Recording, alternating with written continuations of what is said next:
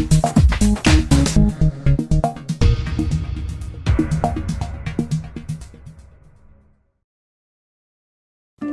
de gêneros como a tragédia, a comédia, a épica, a lírica, o conto e a fábula, a obra informa não só sobre temas de abrangência geral, como mito e realidade, mas também sobre assuntos específicos.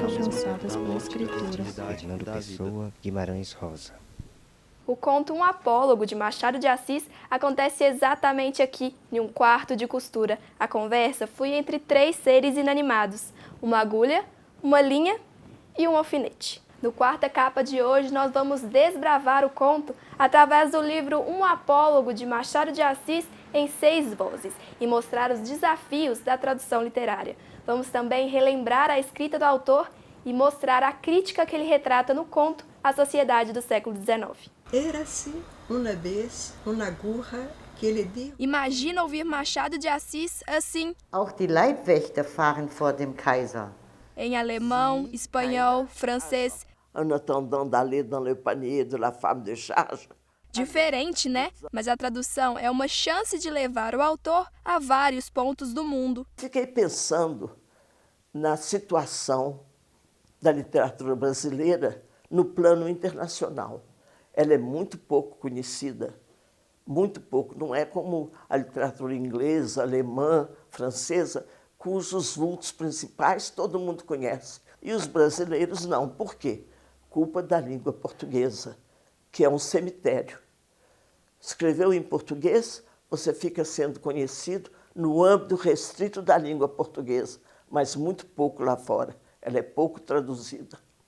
Então, pensando nisso, eu resolvi publicar aquela velha tradução do conto A Agulha e a Linha que eu tinha reencontrado. E, ao mesmo tempo, me veio a ideia, por que então não divulgá-la em outros países através de traduções para outras línguas? Escrito em 1885, o conto, que inicialmente se chamava A Agulha e a Linha, ganhou um novo título, Um Apólogo, por reunir as características deste tipo de narrativa que dá vida a seres inanimados e sempre traz um ensinamento ao final. E para soltar a imaginação e realmente entrar no conto de Machado de Assis, podemos imaginá-lo acontecendo aqui, como uma peça de teatro. As personagens, que embora não sejam humanas, são personagens do conto. A agulha, uma agulha e um pedaço de linha. Né? Tem personagens. A ação tem, porque você tem lá a discussão entre elas, a chegada da costureira, a prova do vestido, quer dizer, há uma ação dentro do conto. Né? Então, personagem, ação e diálogos. E os diálogos do Machado no conto são muito bons. Às vezes muito irônicos, às vezes meio agressivos, mas eles são, antes de tudo, muito vivos. Então, eu achei que eu tinha ali elementos para tratar o conto como se ele fosse uma peça de teatro.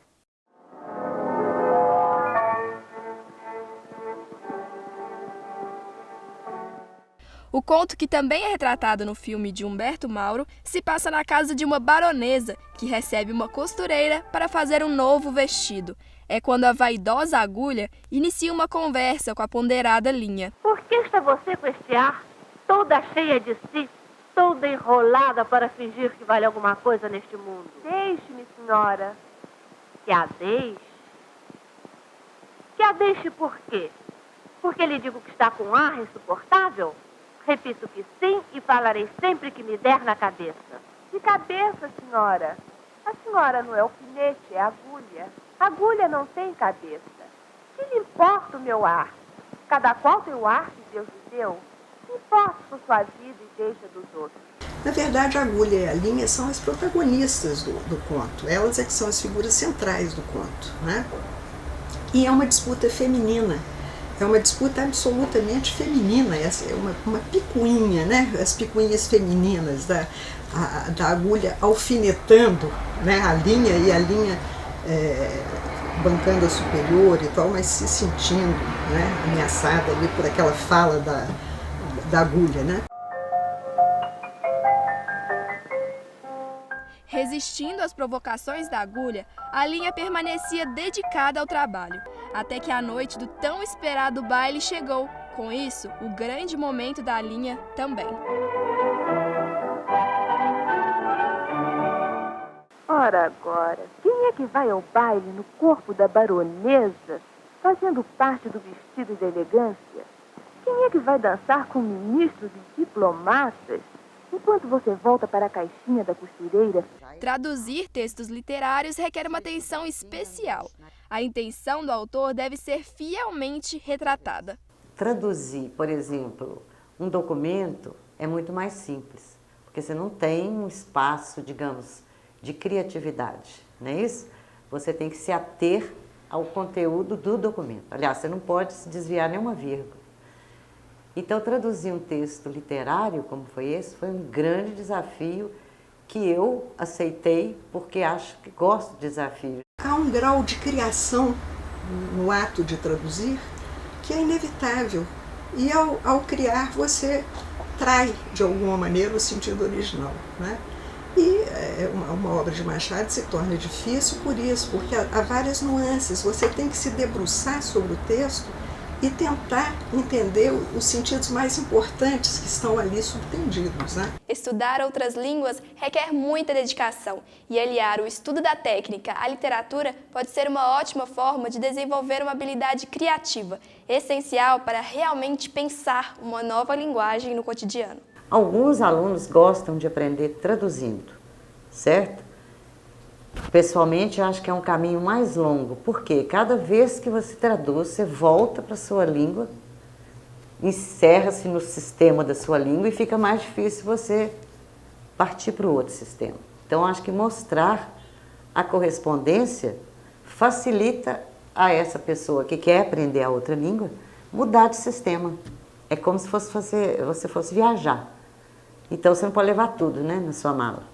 Você precisa escolher o que você vai levar. Então, essa correspondência estrutural, eu creio que ela deva ser apontada. Quando você traduz uma obra dessa para outra língua, possivelmente você mostre, através da outra língua, né, principalmente aqueles que são seduzidos pelo inglês, né, vão ler esse texto em inglês, mas que texto fantástico esse, né? É um texto originalmente brasileiro, né?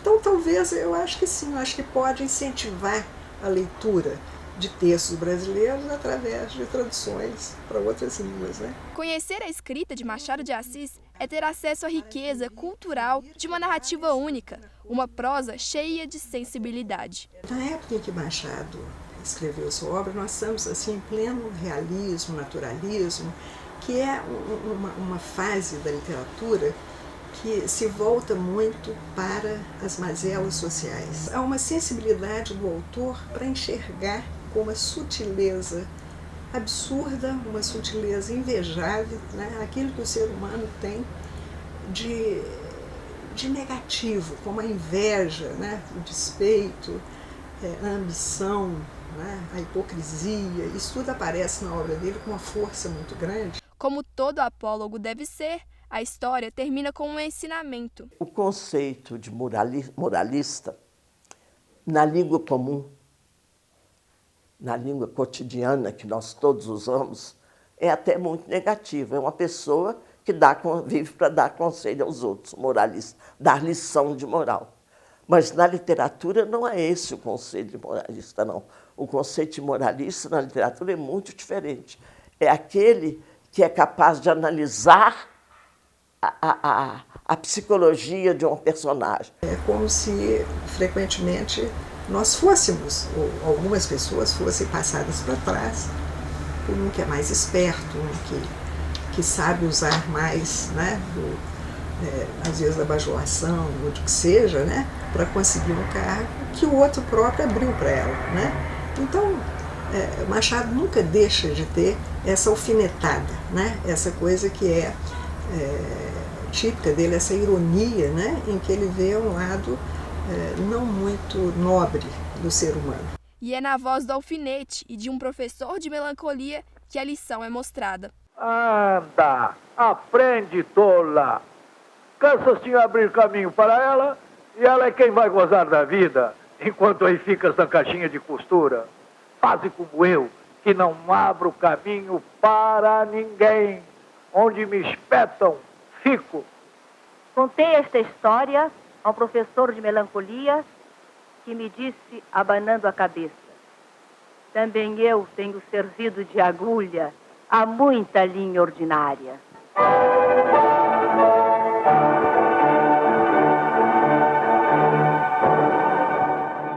O Quarta Capa fica por aqui, mas o livro organizado pela pesquisadora Ângela Vaz e outros contos de Machado de Assis podem ser encontrados em diversas livrarias e bibliotecas pelo Brasil. Até o próximo programa, com livros, literatura e muito mais Quarta Capa para você. Tchau! O autor de gêneros como tragédia, comédia, a épica, a lírica, meados do século e a fábula. A obra informa não só sobre temas de abrangência geral, como mito e realidade, mas também sobre assuntos específicos. Fernando Pessoa, Guimarães Rosa.